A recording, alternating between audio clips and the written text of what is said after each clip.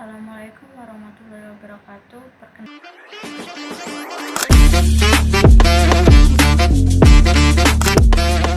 Dalam kehidupan berbangsa dan bernegara, kita sering berbicara tentang kesehatan, kejujuran, demokrasi, hingga kekuasaan.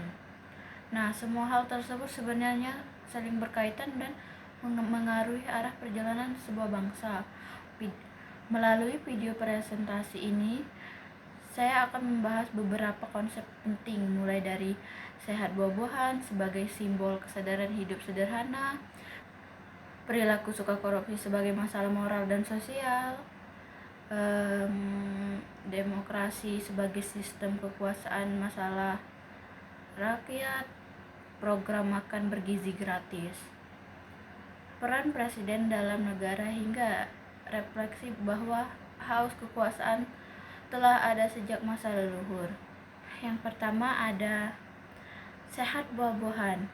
Istilah sehat buah-buahan dapat dimaknai sebagai simbol pola hidup sehat yang menekankan kesederhanaan dan kedekatan dengan alam, khususnya melalui konsumsi buah. Buah dipandang sebagai sumber makanan yang alami, tidak berlebihan, dan relatif minim proses buatan, sehingga sering diasosiasikan dengan kesehatan yang apa adanya. Ungkapan mencerminkan kesadaran bahwa kesehatan tidak selalu bergantung pada hal mahal atau rumit, tetapi dimulai dari kebiasaan sederhana yang dilakukan secara konsisten dalam konteks sosial. Sehat buah-buahan juga dapat dibaca sebagai kritik terhadap gaya hidup modern yang cenderung berlebihan, instan, dan kurang memperhatikan kualitas asupan buah. Menjadi simbol pilihan sadar untuk menjaga tubuh dari alam. Buah sekedar mengikuti tren atau gengsi. Sikap ini menunjukkan adanya gangguan individu terhadap kesehatan diri sendiri yang pada akhirnya berdampak kualitas hidup secara keseluruhan. Yang kedua ada perilaku suka korupsi. Perilaku suka korupsi merupakan sikap mental dan kebiasaan yang menjadikan penyalahgunaan kekuasaan, jabatan, atau kepercayaan sebagai sesuatu yang dianggap wajar.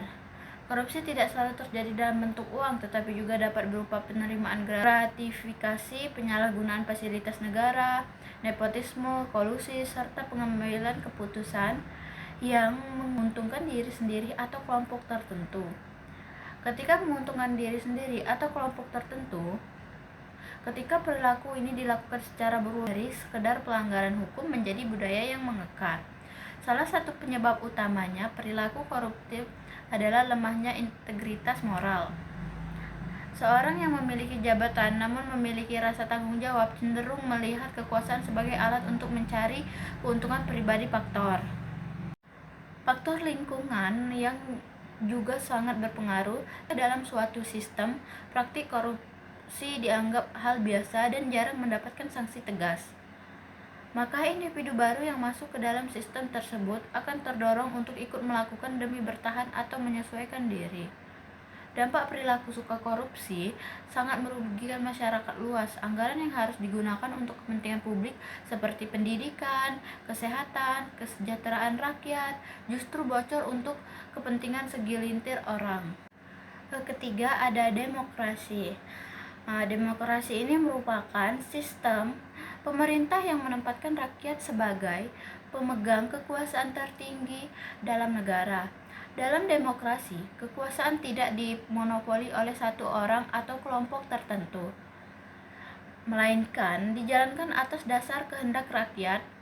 Rakyat memiliki hak untuk menentukan arah perintah melalui mekanisme yang sah seperti pemilihan umum, serta memiliki kebebasan untuk menyampaikan pendapat dan aspirasi. Demokrasi tidak hanya dipahami sebagai proses memilih pemimpin, tetapi juga sebagai cara hidup bernegara yang menjunjung nilai persamaan, keadilan, dan kebebasan. Setiap warga negara dipandang memiliki kedudukannya yang sama hadapan hukum dan pemerintah. Oleh karena itu, demokrasi menuntut adanya aturan yang jelas, lembaga negara yang saling mengawasi, serta penegakan hukum yang adil agar kekuasaan tidak disalahgunakan. Dalam praktik demokrasi, menghadapi berbagai tantangan politik, uang, penyalahgunaan kekuasaan, dan manipulasi informasi dapat merusak esensi demokrasi itu sendiri.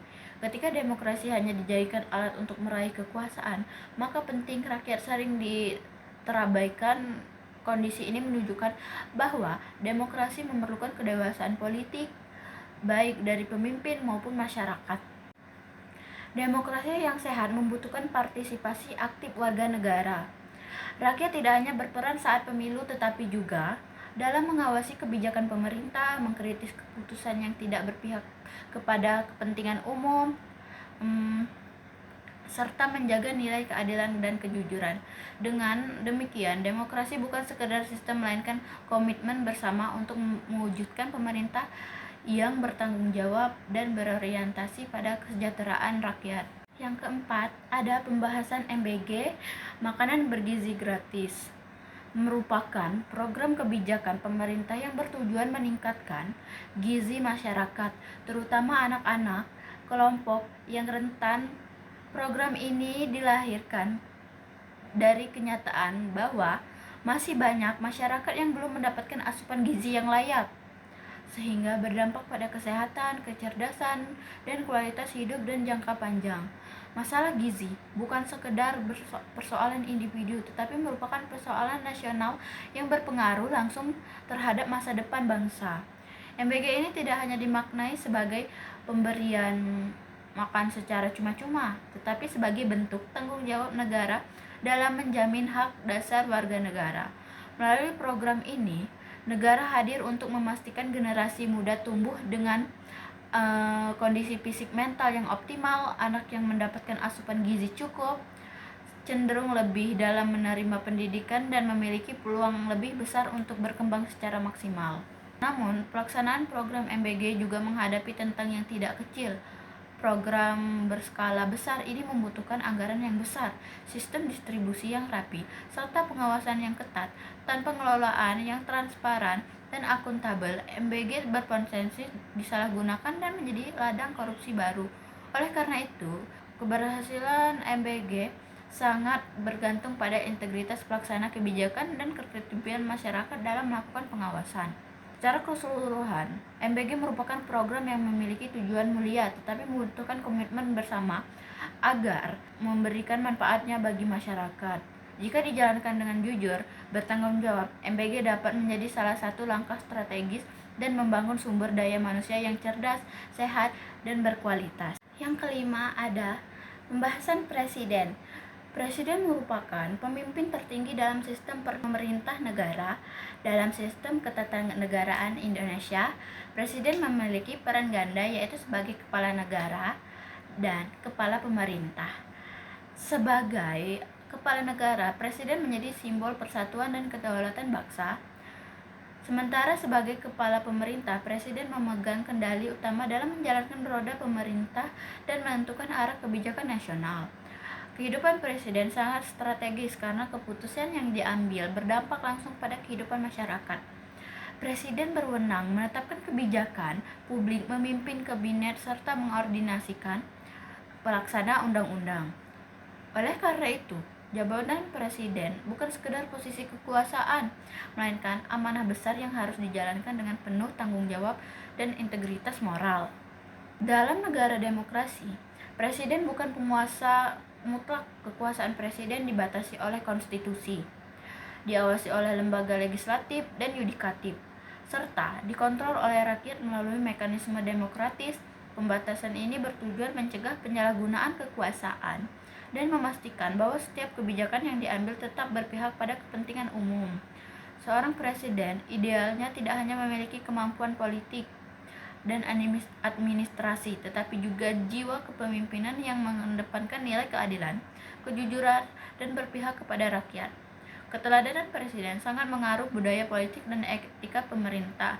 Jika presiden mampu menunjukkan sikap bersih dan bertanggung jawab, maka hal tersebut menjadi contoh bagi seluruh aparatur negara dan masyarakat luas. Keenam, ada dari leluhur sudah haus kekuasaan. Nah, ungkapan ini merupakan bagian kritik soal dan refleksi sejarah terhadap pola perilaku manusia dan memandang kekuasaan sejak masa lampau. Kekuasaan orang menjadi suatu yang diperebutkan dengan berbagai cara, bahwa diwariskan secara turun-temurun. Dalam sejarah kerajaan, kekuasaan tradisional, tahta sering dipertahankan demi status kehormatan dan pengaruh, bukan semata-mata demi kesejahteraan rakyat. Pola ini membentuk cara pandang bahwa kekuasaan adalah tujuan utama yang harus diraih dan dijaga. Warisan budaya politik seperti ini secara tidak sadar masih mengaruhi kehidupan politik modern. Meskipun sistem pemerintahan telah berubah menjadi demokratis, cara berpikir lama tentang kekuasaan sering tetap bertahan. Kekuasaan masih dipandang sebagai alat untuk menguasai, bukan sebagai amanah untuk melayani. Akibatnya, muncul perilaku saling berebut jabatan, bertahan kekuasaan dengan segala cara, serta membaikan nilai etika dan kepentingan publik. Ungkapan tersebut juga mencerminkan adanya siklus sejarah yang terus berulang. Ketika kekuasaan tidak disertai kesadaran moral, maka praktik seperti penyalahgunaan wewenang, korupsi, dan penindasan akan terus muncul dalam bentuk yang berbeda. Hal ini karena menunjukkan bahwa masalah utama bukan terletak pada sistem semata-mata, melainkan pada mentalis manusia yang menjalankan kekuasaan tersebut.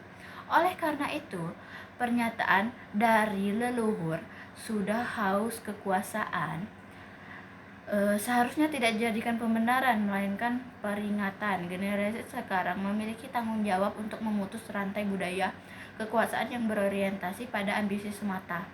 Kekuasaan dipahami sebagai tanggung jawab moral dan sosial, bukan sebagai simbol kejayaan pribadi. Dengan kesadaran ini, kekuasaan dapat diarah untuk melayani kepentingan bersama, mewujudkan keadilan bagi seluruh masyarakat. Diharapkan pembahasan ini dapat memberi pemahaman dan refleksi bersama tentang pentingnya nilai moral, tanggung jawab, dan keadilan dalam kehidupan bermasyarakat dan bernegara. Sekian dari video saya. Assalamualaikum warahmatullahi wabarakatuh.